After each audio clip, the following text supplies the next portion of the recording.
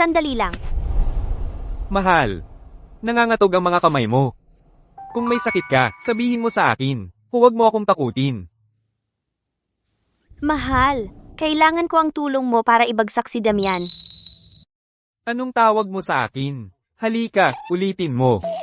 Sige, bahala ka.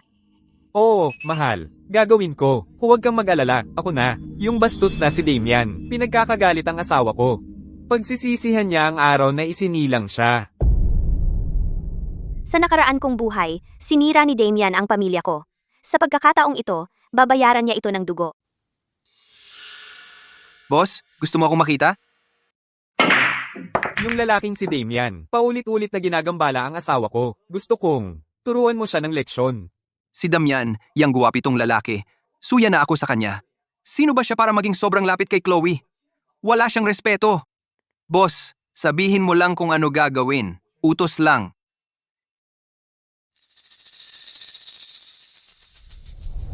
Ang galing! Kaya pala ikaw ang boss. Ang husay ng plano. Para kang utak ng hilaga. Pasaway ka. Konting gawa, konting daldal. Ngayon, umalis na.